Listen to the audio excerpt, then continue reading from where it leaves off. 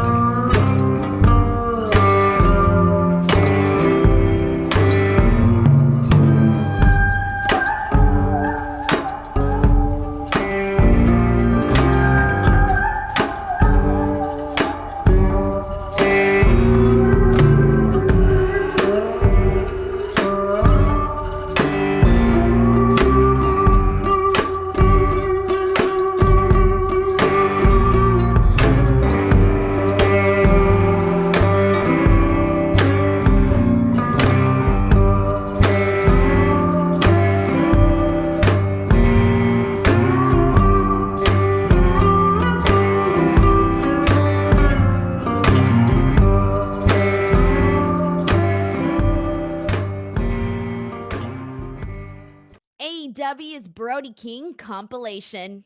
They were not they weren't renewing any contracts that were coming up, and they weren't discussing it with anybody.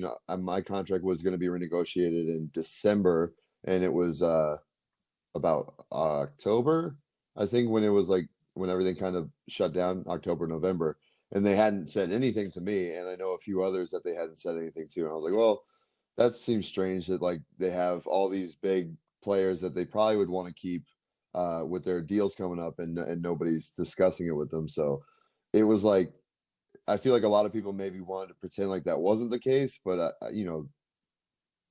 if you look at it. Wrestling Observer Live, Andrew Zarian here, Sunday edition. Man, I am glad to be here today. I'm feeling the music too for you guys here today. A lot to talk about, obviously. With me, as I told you guys, the one, the only, Mr. Dave Meltzer on the line with us. Hey, Dave. Hey, how are you, Andrew? I'm doing good. I got in a little trouble on Friday, but I think it kind of worked itself out with this story about. Well, Pat McAfee saved you. Pat McAfee did save me, and a couple other people tweeted and kind of saved me here. But I wanted to kind of run down the story with you because, honestly, Dave, I haven't been doing this long enough. Unlike you, you've been covering wrestling for 40 years or so. 50. Okay, you know what? I didn't want to date you. But I got to say, I started very young. You did. And listen, it influenced a lot of us here. A ton of us covering professional wrestling. But for me, I don't really do scoops. I don't like to kind of dig in, but sometimes when I know something is happening, it's pretty certain. And, I see things and I'm told things, and obviously you get a lot of this information too. Friday, I got wind that, or was it Thursday? Friday or Thursday? I can't remember.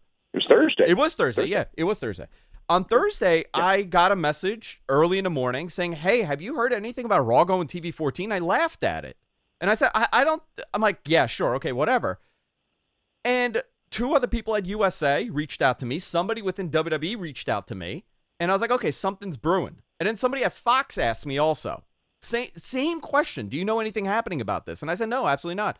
So I asked a couple people, and I was told there was a memo that went out. I saw this memo. I saw that they said that it's happening on July 18th, which I couldn't believe that soon. And within 3 hours of me posting what I posted, a retraction went out internally within USA, and they got scolded at sharing information.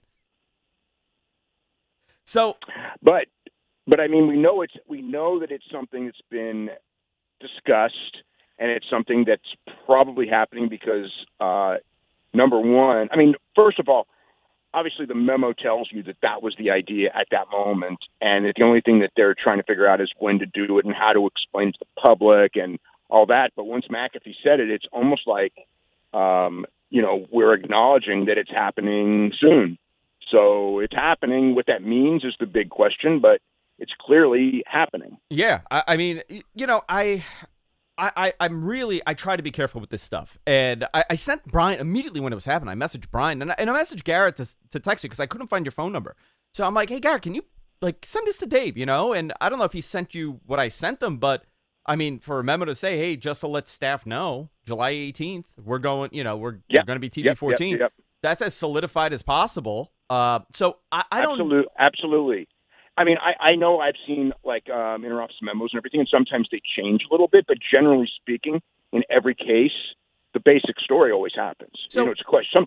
Sometimes the date's moved. I mean, I've heard about memos about cancellation of a show, and sometimes they move the cancellation back or up a month. But it always ends. I mean, I've never had someone tell me, "Hey, this show's being canceled," and it doesn't end up being canceled, so to speak. Yeah. Or where we're making this move, and it always happens.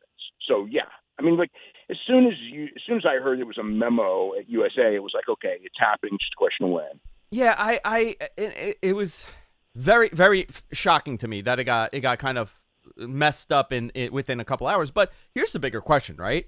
It's not to me. It's not a matter of them going TV 14. It's a matter of when and what that actually means. Like you said, I don't think this means that they're going to be blood and actually the rating is TV. They were going from PGV to TV 14 LV. So this to me means the language that they're going to be using is what's changing more than anything else. I expect that there's certain things. Well, I mean, if you watched Raw on Monday, there was a word that was edited out that's on all over Dynamite, probably said far too often, but it's there. And I think it's just what it is. It's just like, look, these other guys are using that word on their TV every single week, and no sponsors are cracking down or anything like that. So why don't we? And it's like, okay, I think that's really what it is. It's just a response to, hey, our competitor is doing it, and they're not getting any flack, so we're not going to get any flack either.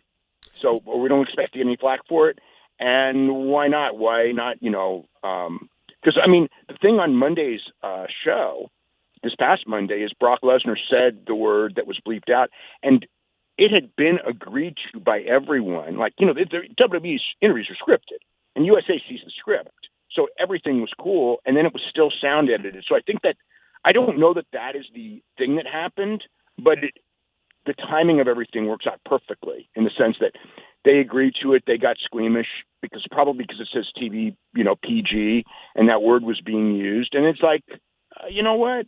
Like, let's just change it. And because again, like you said, I don't expect it to be a lot of blood, although, AEW obviously is doing blood too, but I think they don't want to do blood. But I mean, as far as the language, yeah, I think they want to get a little bit more risque on the language. I don't think it really makes any tangible difference in the product. I mean, I guess you can use the word and get a pop, but it's still the same, same guys, and doesn't change the matches and doesn't change the angles very much. But whatever, if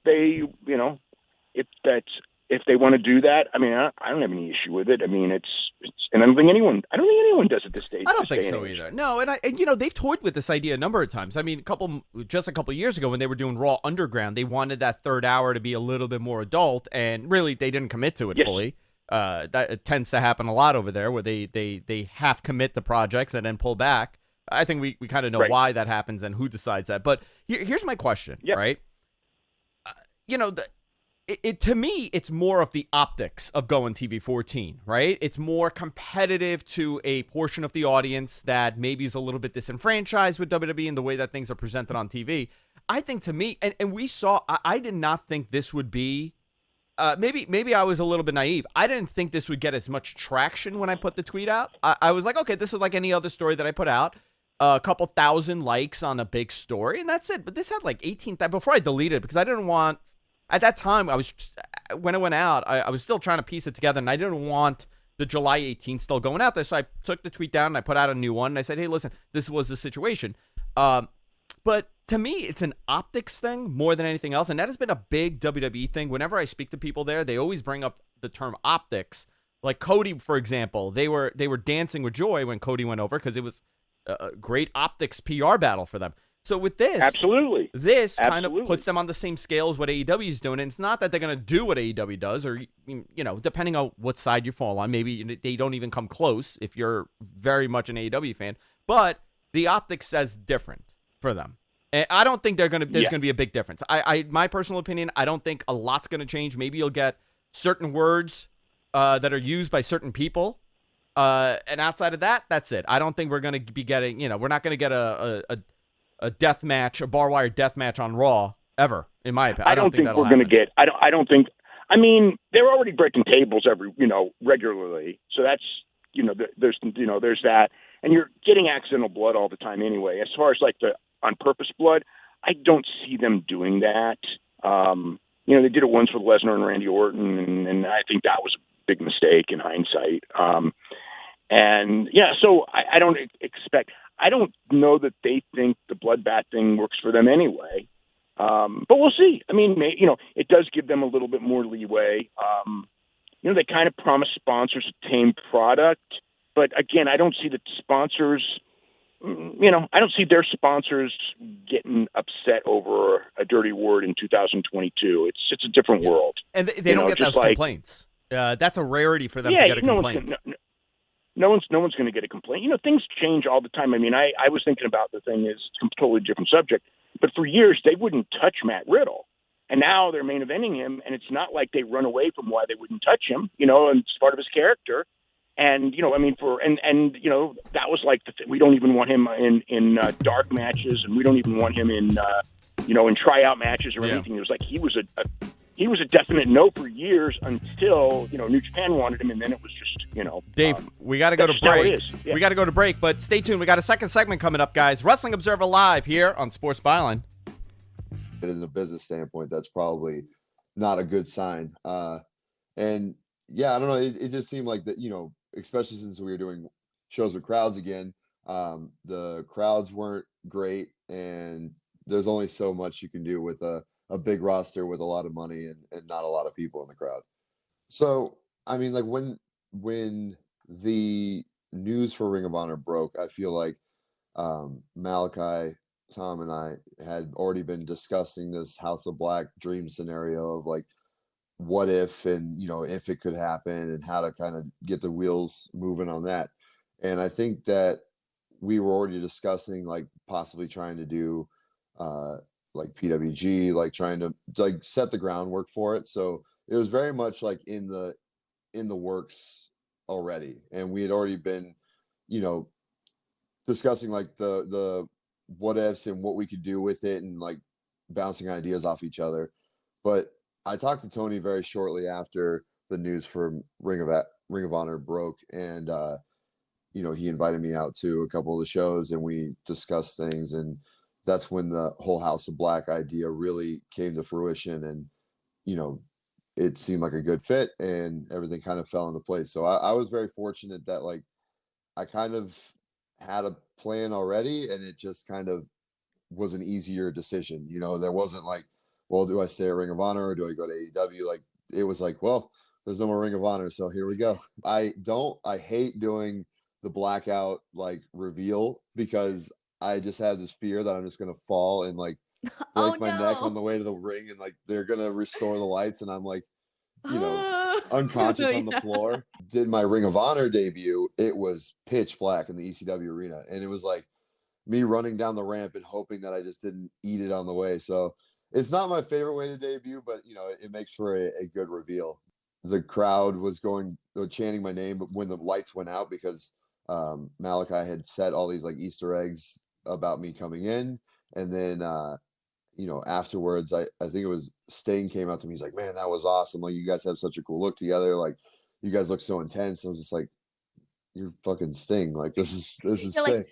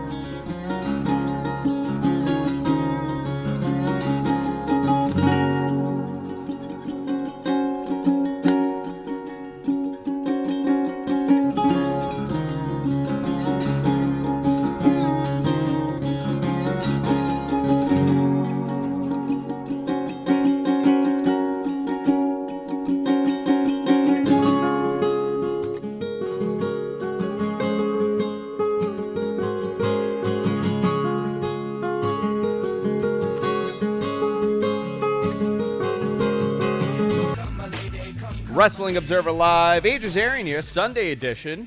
I got Dave Meltzer, the Wrestling Observer, the man behind Wrestling Observer, on the line with us. First segment we were talking about, second segment I should say, we were talking about the possibility of Raw going TV 14, and I got Dave on the line here to talk about it. Who better than him? But I kind of wanted to run down on the latest that I heard, the last of the updates, which was probably sometime on Friday after Pat McAfee mentioned on SmackDown that, kind of alluded to the TV 14 story. So have a couple other wrestlers on social media. So the last I got was that memo was sent out internally to USA staff, right? That far we know. From the time that the article went out, my tweet went out to them, I guess like a couple hours, they decided that they were not going to do it on Monday. Actually, first they said in the message they were not doing it. And then I spoke to a couple other people. They said, no, it's just not now. We're not doing it this Monday. So, to me, it was explained that memo went out prematurely. And that term was used by numerous people that I spoke to, so it seems like it was in a message somewhere. That memo went out prematurely, and that was it. It should not have gone out at the time that it did, but the answer is that it is going TV 14. That's what USA Network's on board with this. They're ready to do it. There was a couple other people within WWE that mentioned that, maybe it was alluded. I didn't confirm. Now, Dave, you're here with me. Did you hear anything? Because somebody mentioned to me that this was possibly a Kevin Dunn thing, and that Kevin was tired of having to bleep certain words. That I don't know. I thought I actually, from someone in WWE who thought it was a USA thing, but it also could be that they went to USA and USA has to approve it. Yeah, of course. So it could be that. So it's a WWE thing and a USA thing both. I mean, honestly, because they both have to approve it. If one doesn't want it, it wasn't going to change. So they're both on. So basically, it's a situation where whoever went to whoever first, the other one said okay, and now it's the question of when we implement it. To kind of move on to another bizarre, scandalous situation. More allegations possibly against Vince McMahon. There's more interviews being conducted. The Wall Street Journal is also working on another story, another follow-up regarding this. Dave, whenever I think about anything to do negatively press-wise with Vince McMahon, the infamous Phil Donahue episode with you on it comes up in my mind every time. I mean, as a kid, I had that recorded. I had my mother record that with John Arezzi and you, and he was. I mean, what a bizarre. I know you've spoken about it numerous times. So a very uncomfortable positioning of you sitting next to Vince McMahon that wasn't bad. I mean, seriously, me sitting next to Vince wasn't bad because of all the people on the panel. I mean, I'm sure I'm the one that he wanted to sit next to, and the reasons were weird. Because they wanted Bruno there. Yeah. And we all knew that was a terrible idea. And I said, look, it was basically me going like, look, I mean, me next to Vince is the best thing for the show. I wasn't like looking for glory. It was just like, it's the best thing for the show. And they all pretty much realized that it was because basically Bruno was at the very end because they wanted as much distance between Vince and Bruno as possible because Bruno was very, very hot that day. Yeah.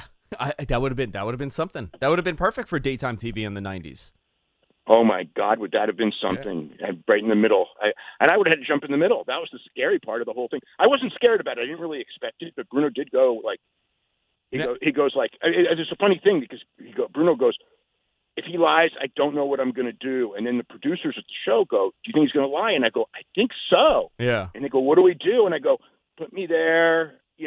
I'm obviously not going to get mad if he lies or anything, and it'll be just fine. And if something happens, I guess I gotta dive in the middle or something. Or they have security, but it could. I didn't expect it to be bad. I suppose in worst case scenario, it could have been bad, but it wasn't. But yeah, that would have been. Yeah, it would have been like the Jerry Lawler, Andy Kaufman thing. I honestly God, I think it would have been one of the craziest moments in history of television.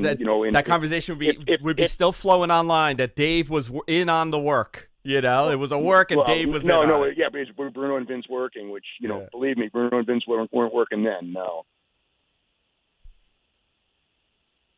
Hello? Let me see. Yeah, sorry, I lost you for a second there. So I want to get your opinion on this. So do you more investigations being done right now? They're hoping to conclude this soon. Obviously, the investigation. WWE has said that whatever the investigation brings forward, they're gonna obviously honor whatever the decision is and whatever. Do you think this is going to get deeper at this point, or have we seen the worst of the situations? I don't know, but I think we've seen. I think that the last article was the worst. We may find more. There may be some. It's interesting because no women have come forward publicly that I'm aware of in the last, since last Friday when the last story broke. And sometimes those things happen in the situation where more people jump on board, and it really hasn't happened.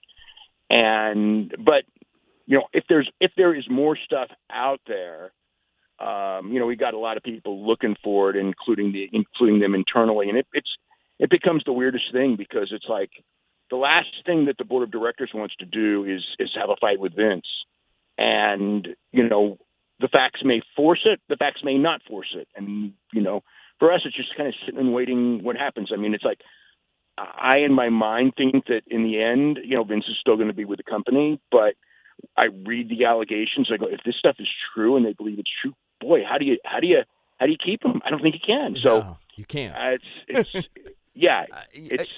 It's a really, it's one of the craziest stories like of the last 30 years, honestly. Well, I mean, you've said it numerous times. If this was any other company in the position that they're in, any media company, any corporate company that is, oh, he's gone. It wouldn't even be. It would be instantaneous. Instantaneous. Yeah, he's gone. If it was, especially when it's multiple, you know what I mean? I know the argument. It's like he paid for his own money and everything like that. But the one allegation, where you're talking about, paying $7.5 million and the idea of coerced sex and, firing when you stop doing it. I mean, yeah, they would be gone.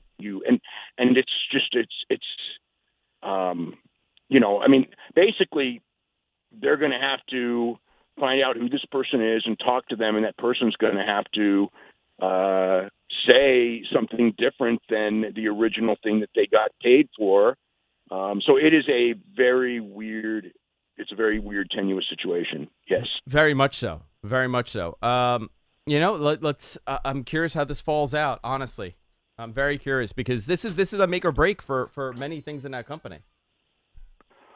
Oh, it's a total change of face. The company's going to do great either way. One of the things, like if it was 15 years ago or even 5 years ago, I think that there would be this thing of, what happens with Vince is gone. But you know what? This company is so set financially that Vince can be gone and somebody else can be in charge of creative.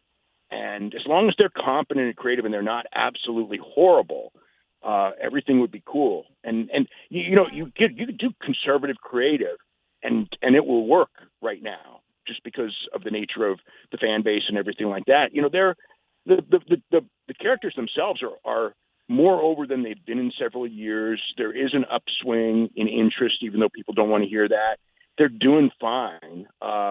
They're not. It's never going to be the Attitude Era again. I mean, I just don't think that. When people want to compare it to 23 years ago or 21 years ago, until we get another Rock and another Steve Austin, that's not going to happen. But where we are now, I mean, it's better than it's been.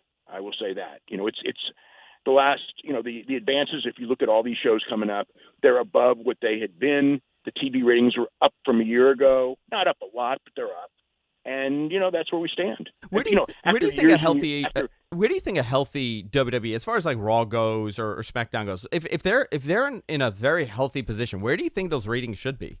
It's hard to do the metrics at this point, right? Because consumption of media is so different. If you're nobody's immune from the realities of television. If you're number one, you're okay. It's just like AEW when people go, oh, they haven't grown viewers. Number one, cable has lost many, many homes. And if you compare the viewers of AEW or WWE from this year and last year, and then you factor in the loss of homes the stations have, they are both up. So it's not like they're knocking them dead or they're up 30% or anything like that, but they're up. And to me, if you're up, you're doing good. If you're number one on your day on television, you're doing good. And Dynamite's number one most weeks. Raw is going to be number one, maybe not this week because of Home Run Derby, but it's going to be number one until football season. And after, football season, they'll be behind football. And that happens every year. They ain't beating football. The point is, it's very valuable. Wrestling is not going down or anything like that. Wrestling's in a good, WWE is in a great place.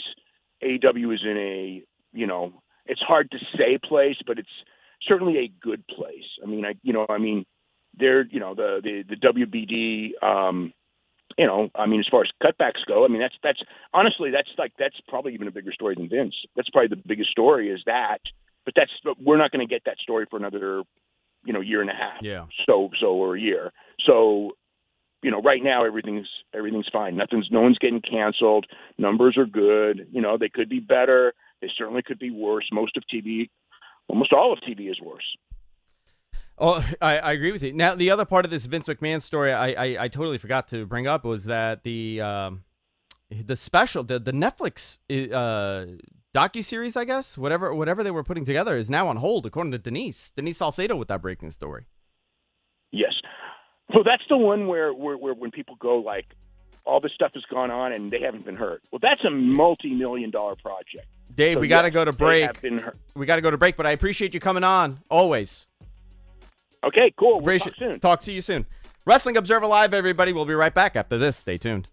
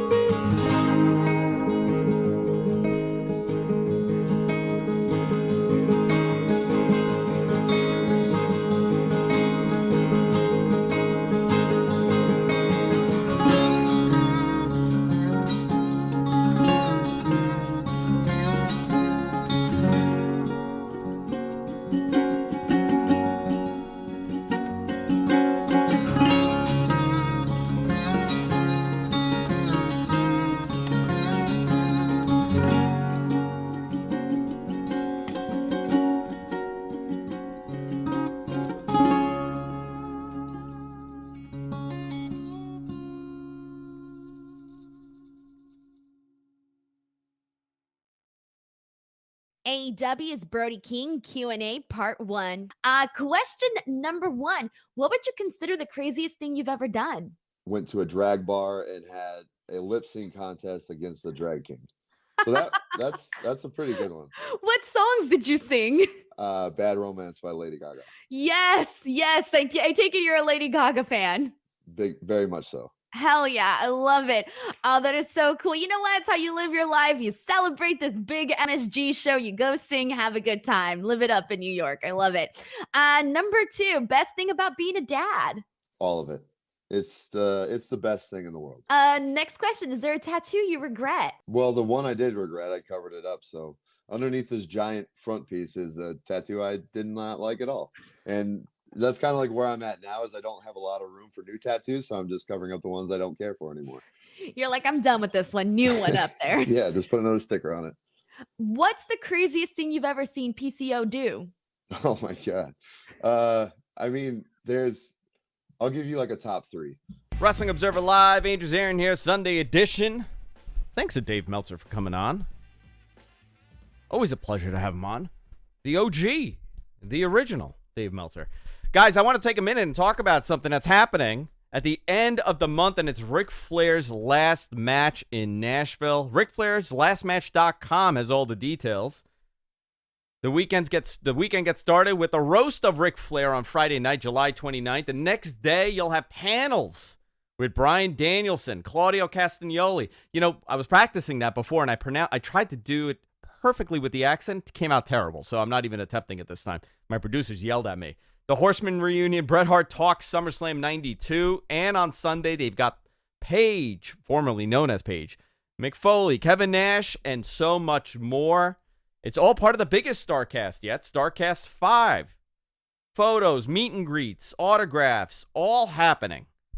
They've also got Black Label Pro and GCW on Friday, New Japan on Saturday, and Ric Flair's last match on Sunday. Ric's last match will take place at the Nashville Municipal Auditorium, and tickets are still on sale. Just $39 at RickFlairsLastMatch.com. They got the NWA, MLW, AAA, Impact, New Japan, Ring of Honor, AEW, and a lot more involved in this. Some of the highlights, obviously, there's a lot of matches. Obviously, we don't know who Rick's facing. We're going to find out tomorrow, actually, in episode 2 of the docuseries over at RickFlairsLastMatch.com. You can check it out over there. But there's a couple matches on this card that I'm really looking forward to. One, obviously, Briscoes and Von Erichs. Very cool match, right? I'm into that. Killer Cross versus Harry Smith. First time. I've never seen that. Ren Narita and Clark Connors. New Japan match. You got so much going on. Our good friend of the show, Josh Alexander and Jacob Fatu for the Impact Championship. Motor City Machine Guns and the Wolves. Briscoes, Von Erichs, Kerry and Ricky Morton versus Brian Pillman Jr. and Brock Anderson, and a whole lot more. Get your tickets over at RickFlairsLastMatch.com. You could also watch. You could pre-order the event, obviously. You could watch on pay-per-view, on cable, satellite, or on Fight at RickFlairsLastMatch.com. So let's talk about Ric Flair's last match, because this is a big deal. I think a lot of people initially when this happened, they were a little skeptical as to what condition Flair's going to be in. A lot of people questioning whether or not he should have this match. I think, some of those are very valid questions still. What condition is he in? He kind of knows his body better than anybody else. There's a lot of people that have also been...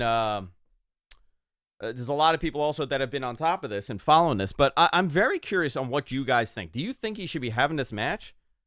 Because, to me, it's he thinks he's ready, and it's wrestling. It's not boxing, and they could do something. They could gimmick it up. I think it's okay. Whatever. We'll see what happens here. Very excited to talk about it. RickFlairsLastMatch.com. I want to give them a little plug here. Also, let's talk about this. We got a big SummerSlam card coming up. And, I said this on Mat Men, and I got a little bit of crap for it, but I want you guys to hear me out. On paper, this is a very good card. It's not a bad card at all. Pat McAfee has invigorated the audience about this Happy Corbin match, which is generally, it should be a nothing match, but people are very excited for this. Pat McAfee and Happy Corbin. You also have a last man standing match. Now, obviously, everybody wants to see this match, right? We've never seen this, right? We've never seen Brock Lesnar and Roman Reigns for the title. Roman Reigns and Brock Lesnar, last man standing match for the WWE Universal Championship. United States Champion Bobby Lashley defends against Austin Theory. Undisputed WWE Tag Team Champions. The Usos defend against the Street Profits, with the latest development being that Jeff Jarrett has now been added to this match. Matt, our producer, I want to get your opinion. You think Jeff Jarrett adds more to this? Because the refs, right? The whole story is that the refs are totally incompetent in this company. The people that are supposed to do their job, totally incompetent. And they need Jeff Jarrett, right? No, but I guess he's a big name. That one surprised me when he came out. I was like, okay, I was not expecting that. The Jeff Jarrett stuff. But Nashville makes sense. I was like, oh, that he lives there. That makes sense. Everybody knows him. Yeah, and I'm sure there's going to be some sort of schmoz with a guitar. I would totally the guitar, a concert maybe. Maybe you'll have a concert. So here's the other thing, right? What else sticks out for you on this card? Because you're a good gauge. You are a hardcore wrestling fan. You watch everything. You watch AEW, you watch WWE, you watch New Japan, you watch AAA, you watch indie stuff, you watch Stardom. Is there any? Does Lesnar, Roman do anything for you at this point? Lesnar and Roman, to me, feels like this needs to be. I mean, obviously, we don't know if it's going to be it. It should be, but if you're going to do a last man standing match, I feel like this needs to be a fun finale, and I mean a real finale. And I just don't see. I don't see Roman losing. I don't know how they're going to do that and make it make sense, but we'll see. The other one on this card that really stands out that I'm interested in for many reasons is Liv Morgan versus Ronda Rousey. Is it because first of all, because we're fans of Liv. She's a friend of the show, right, for sure, right? But is it the right thing for her to beat Ronda Rousey, right? What does that do to when Becky I think beats her or somebody else beats her? So what I think is going to happen is I think this is where Ronda gets branched off in a program. Possibly the Charlotte comes back and costs her. And then you got a non-title program between those two. And I think if you're going to do that program, which is another one that was getting long in the tooth, at least it's not for the title. And then that you can do that in the fall, and then Liv can go on to something else and kind of establish yourself as a champion. That's what I would do. But yeah, that one intrigues me a little bit. It's how they're going to pull that off. Listen, there's a lot of stuff on this card that people are excited. You know what I want to. Okay, not biased or anything, right? But like for me, the hardcore fan, I'm excited about this Ring of Honor show that's coming up, Death Before Dishonor. Yes. Right? This is next week. And I got to tell you, man, this card looks pretty good. Jonathan Gresham will defend the Ring of Honor Championship, World Heavyweight Championship against Claudio Castagnoli at Death Before Dishonor. Claudio's never had a world title, so this is a great moment to, if you're rebranding, if you're restarting Ring of Honor anytime soon, which listen, there's nothing that has told me that this is happening, but I would expect some sort of announcement for the television, right? I would expect some sort of announcement as far as shows go, because it's time now. You've had a lot of months to prep it. Now is the time if you're going to continue doing this. This can't just be a title that randomly gets defended on random AEW shows. I don't think that's the answer here. But Jonathan Gresham defends against the Ring of Honor, defends the Ring of Honor World Championship against Claudio. Fantastic match. Briscoe's FTR, 2 out of 3 pinfall match. Fantastic match. I mean, how do you? What do you think here? You think they should announce something? Yeah. I would expect them to be honest with you. They usually do that on those pay-per-views. You know, they announce something. So it makes sense to me. Some other AEW and Ring of Honor news here. Parker Boudreaux. There you go. You know, I thought you spelt it wrong, but you were absolutely right here. It was me. He debuted on AEW Dark, and also Troy Two Dimes Donovan debuted as well. So, okay, Parker's a big guy. Early on, when this guy got signed to WWE, that was that crazy flexing photo that he had, and there was so much comparison to Brock Lesnar. Right? Tons of comparison to Brock Lesnar, but what did they do? They made him into nails. They shaved his head, and they put a jumpsuit on him, covering up his body. This guy was a body guy. They covered up his body, and they shaved his head, and they made him look ridiculous. So I'm curious if AEW could do something with him, or if he's going to sign a contract, because, young guy, big dude. I think that's the way to go. You think he would do well there? Yeah, I think ROH is a place to put him. I think that's where he ends up. I think that's in the ROH kind of. Yeah, that's not a bad bet at all. I think that would be a good. But they introduced a new faction with him in. I didn't parse the story that much, but yeah, it's a new faction that they're trying out on Dark, which they've been doing lately, and doing some pretty good stuff with that. Yeah, I'm curious to see how he does, and I'm curious to see this match and how he looked. Lineup for Dynamite Wednesday. This is Fyter Fest Night 2. Here we go. My favorite match. Eddie Kingston, Chris Jericho. Barbed wire everywhere match? Barbed wire death match? The flyer says death match. The promotion said everywhere match. I don't know if that was a TV-friendly thing. They didn't want to say death match on TV. But Eddie Kingston and Chris Jericho are in a barbed wire match on Dynamite on Wednesday. This is going to be a ridiculous, insane match. We've seen what these two could do. Chris Jericho's now the king of hardcore. He's turning into Terry Funk in his old age. He's having fluorescent tube matches, and he's getting pizza cutters on his head, and now he's doing a barbed wire death match with Eddie Kingston. Luchasaurus and Christian versus the Varsity Blondes.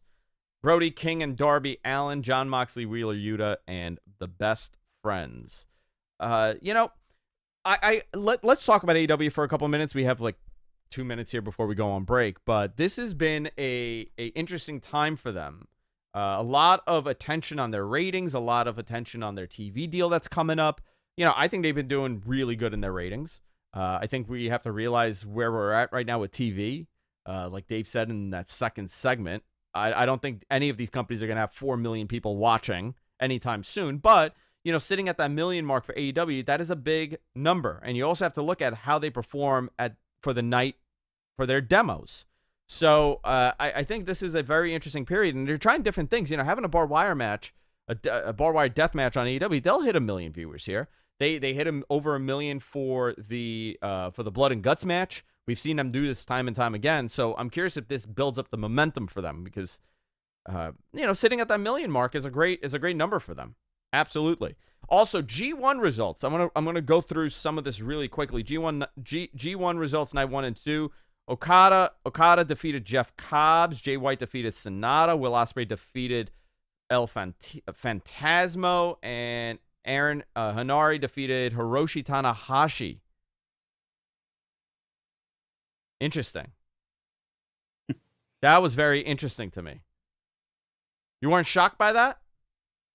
Not really, because they usually have one upset for everyone. The only difference is this year it's 6 matches, so the standings are going to be a little tighter. Yeah. Hughes Robinson defeated Shingo. Zack Sabre Jr. defeated Kenta. Toriano defeated Jonah by countout. And Taishi defeated Ishii. So they're getting this card ready. This is a very strange G1. A lot of people expected things would be totally wide open for this G1. We'd be back to how it was. But Japan has not done that yet. And we're still in this weird pandemic era for New Japan where you're kind of limited as far as fan engagement goes. But I saw some of these matches. I haven't seen all of them yet. Obviously, a lot going on. But I have to tell you, some of these guys look very impressive. Night 1, they work great. Night 2, they work great. It's New Japan. The work rate is always fantastic. It's just a matter of how it finishes and what they do here. But things are kind of gearing back into place, especially with New Japan. Very interested in this. I hope this is the end. Like after they say limited attendance in September when they come back and they're doing, you could cheer now with limited attendance. I'm hoping that next year, at least for that Tokyo Dome show, man, they can't do a limited show this year. They gotta go with the Dome show. They gotta go back to how it was. I think it's time for them. Very much so. Wrestling Observer Live, everybody. Andrew Zarian here. We're going to break. Hey, follow me on Twitter at Andrew Zarian. Forgot to tell you guys. We'll be right back after this here on Sports Byline. Stay tuned. Okay. So when he did the dive into nobody in Atlanta and he thought that there was 2 rows of padding and there was only 1 and he blew his whole face open. I was on the other side of the ring holding up 2 guys and he came around the corner just covered in blood. And I was just like, oh my God, are you okay? He's like, yeah, I'm fine. I'm like, what? And then he had to get 100 stitches internal and external. And it looked like a Frankenstein scar on his forehead. And the next day he was like, it's pretty good for the gimmick, right? I'm like, dude, what? I would cry if my face looked like that. But he didn't care at all. Another one was he was wrestling Matt Taven. I think it was in Toronto. And I think this was a Ring of Honor World Championship match, possibly. They had a spot where Vinny Marseglia he slid in the axe and they were going to give him a drop toe hold onto the axe blade that was sticking straight up. And mind you, this was a real axe. PCO just headbutted the axe. And I have a photo on my phone where he just has a perfect line across his forehead that's bleeding. So he just tried to decapitate himself with an axe. And then there was the one at MSG where he took a power bomb from the ring onto the floor, and then he sat up and no sold it. So those are the top 3 that come off the top of my head, but I'm sure that there's more. I could do a whole podcast on crazy things that PCO has tried to convince me of. There's a good podcast idea for you because man, that axe one, I can't even fathom that whatsoever. But it's so cool because I've gotten to see PCO perform, now a lot live, and every single time I'm like, what the hell is he gonna do? And every single time he crosses this new line where I'm like, damn, I had no idea PCO would do that or could do that. Thank you guys so much for watching the Brody King Q&A. See you next time.